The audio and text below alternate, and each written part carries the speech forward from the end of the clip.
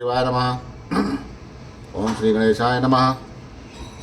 श्री शिव महापुराण के द्वितीय रुद्र संहिता के षष्ठी खंड में अब तीसरा अध्याय है।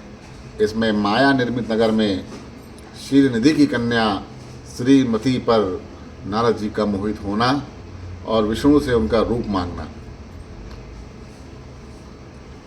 और भगवान का अपने रूप के साथ वानर का समूह देना, इन सभी का वर्णन सुनिए। जब नारद जी विष्णु से कहते हैं, स्वरूपम देहि मे नाथ सेवको हम प्रियस्तवम प्रणुयान मनाम यथा सा वै श्रीमती क्षिति पात मुझा। हे नाथ, मैं आपका प्रिय सेवक हूँ, अतः आप मुझे अपना स्वरूप दे दीजिए, जिससे वह राजकुमारी श्रीमती निश्चय है मुझे वर्ण कर ले। तब सूत जी कहते हैं, वचः सुतवा मुनेरित्यम विहस्य मधुसूदनः शांकरी प्रभुता नाम बुद्धवा प्रतुवाच दयापरा। हे महर्षियों, नारद मुनि की ऐसी बात सुनकर भगवान मधुसूदन हंस पड़े और शंकर के प्रभाव का अनुभव करके उन दयालु प्रभु ने उन्हें क्या उत्तर दिया, इसको सुनिए। विष्णु जी कहते हैं, श्रेष्ठ देशम मुने गच्छ करिष्यामि हितं तव विषग्वरो यथा तस्या यथा प्रीतरो यसी में। हे मुने, आप अपने अभीष्ट स्थान को जाइए, मैं उसी तरह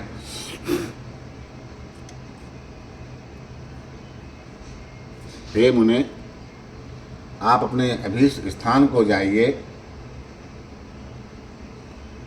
मैं उसी तरह आपका हित साधन करूंगा, जिसे श्रेष्ठ वैद्य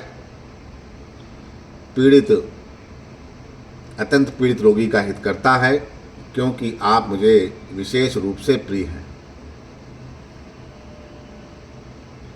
इत्युक्त्वा मुनिये तस्मै ददहु विष्णु मुखम हरे स्वरूप मनुग्राहस्य तिरोधानम जगाम सा।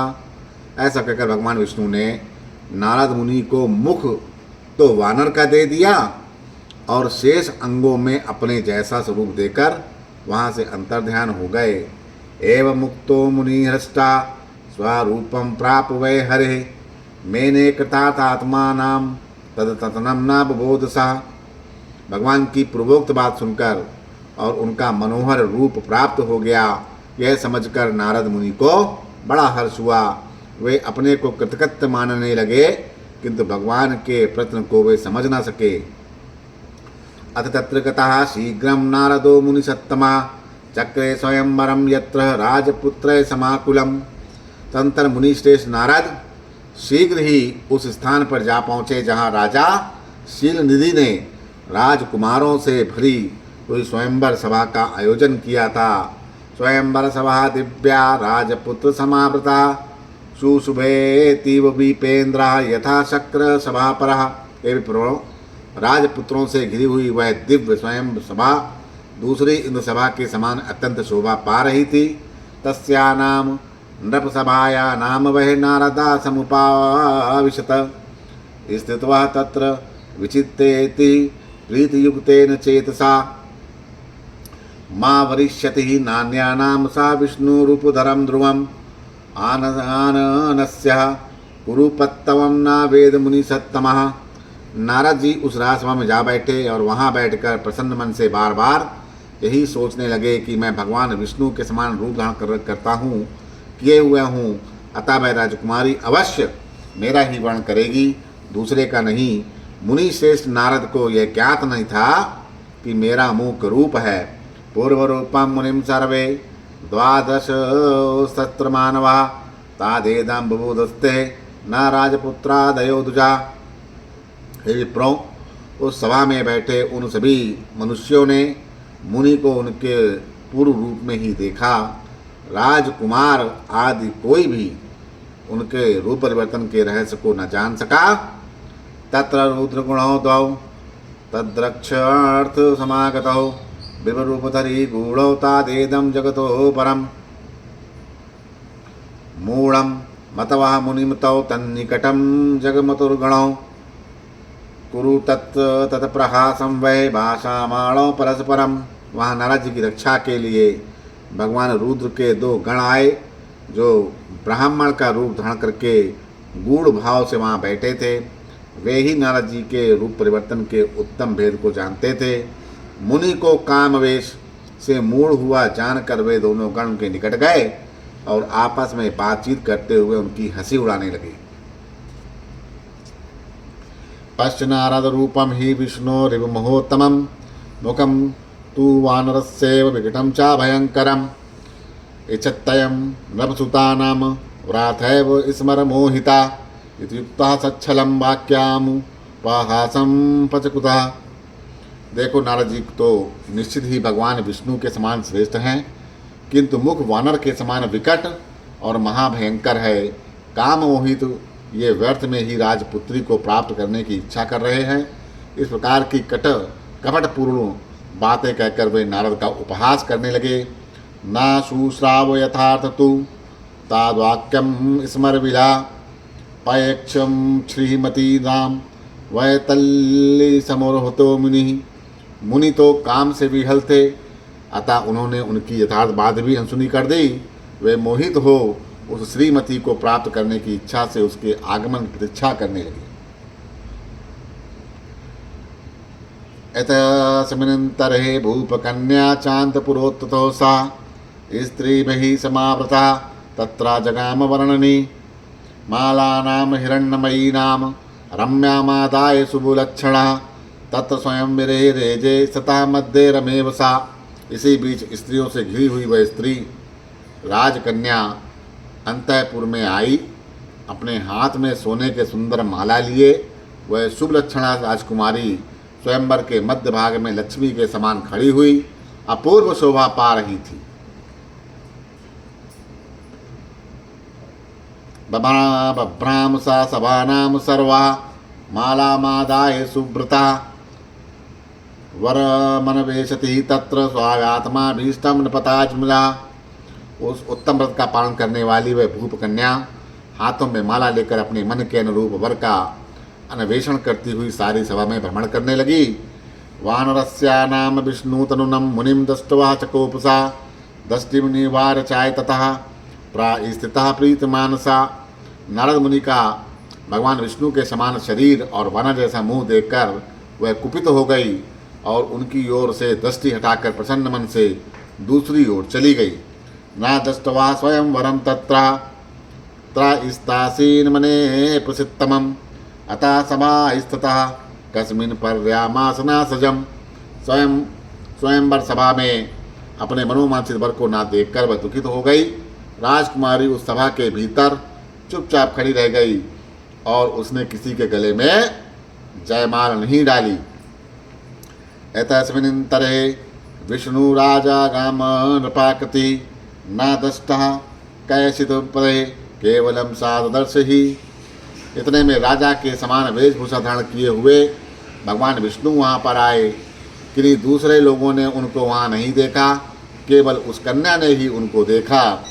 अतसातम समालोक्या प्रसन्न वदनाम्बुजा अपर्यामास तत्कंठे ताम माला नाम वरवर्णि। भगवान को देखते ही परम सुंदरी राजकुमारी का मुख प्रसन्नता से खिल उठा। उसने तत्काल ही उनके कंठ में वह माला पहना दी। तमादाय ततो विष्णु राजरूप धरा प्रभु अंतर्धान मगधदा स्वास्थानम प्रयोकिल। राजा का रूप धारण करने वाले भगवान विष्णु उस राजकुमारी को साथ लेकर तुरंत अदृश्य हो गए और अपने धाम में जा पहुँचे। सर्वे राजकुमारयश्च निराशा श्रीमतीं प्रति मुनियस्तु विहल्लोतीव बाबू मदनातुरा। इधर सब राजकुमार श्रीमती की ओर से निराश हो गए। नारद मुनि तो कामदेव से आतुर हो रहे थे, इसीलिए वे अत्यंत विहल हो उठे। तदा तावुचतु सदो नारदम स्मर विहलम विप्ररूप धरो रुद्रगणो ज्ञान विशारदो। तब वे दोनों विप्ररूपधारी ज्ञान विशारद रुद्रगण काम विभल नारद जिसे कहते हैं। अब गण क्या कहते हैं? हे नारद मुने त्वं ही व्रता मदन मोहिता तल्लीलप्सु स्वयं मुखम पश्य वानर सेवकहितम। हे नारद, हे मुने, आप व्यर्थ ही काम से मोहित हो रहे हैं और सौंदर्य के बल से राजकुमारी को पाना चाहते हैं। वानर के समान अपना घृणित मुख तो देख लीजिए। सूत जी कहते हैं, इत्याकर्णतयो वाक्यम नारदो विस्मतो भवेत मुखम ददर्श मुकरे शिव माया विमोहिता। हे महर्षियों, उन रुद्रगणों का ये वचन सुनकर नारद जी को बड़ा विस्मय हुआ। वे शिव की माया से मोहित थे। उन्होंने दर्पण में अपना मुंह देखा। स्वामुखम वानरस्यैव दृष्ट्वा चुक्रोध ततो स्वरम शतवरम शापम ददौ तयोस्तत्र गणयो मोहितो मुने। युवानां ममोपहासं वैचक्र ब्रह्माणयस्य हि भवेताम राक्षसौ विप्रवीर्यजो वै तदाकृति। वानर के समान अपना मुख देखकर वे तुरंत ही कुपित हो उठे और माया से मोहित होने के कारण उन दोनों शिवगणों को वहाँ यह शाप दे दिया कि तुम दोनों ने मुझ ब्राह्मण का उपहास किया है, अतः तुम दोनों ब्राह्मणों के वीर से उत्पन्न राक्षस हो जाओ। ब्राह्मण की संतान होने पर भी तुम्हारे आकार राक्षस के समान ही होंगे। श्रोतवा हरणगणा वित्तम स्वाशापम ज्ञानी सत्तमो न किचिंद ब्रूचतस्तौ ही मुनि माज्ञाए मोहितम। इस प्रकार अपने लिए शाप सुनकर ज्ञानियों में श्रेष्ठ वे दोनों शिवगण मुनि को मोहित जानकर कुछ नहीं बोले। स्वास्थानम जगमतु विप्रः उदासीनो शिवो स्तुतिम चक्रतनुर्मन्या मानव वै शिवेच्छा नाम सकलानाम सदम। हे ब्राह्मणों, वे सदा सब घटनाओं में भगवान शिव की इच्छा मानते थे, अतः उदासीन भाव से अपने स्थान को चले गए और भगवान शिव की स्तुति करने लगे। इति श्री शिव महापुराणे द्वितीयायां रूप संहितायां प्रथम खंडे षष्ठीपाख्याने नारद मोह वर्णनम नाम तृतीयोध्याया।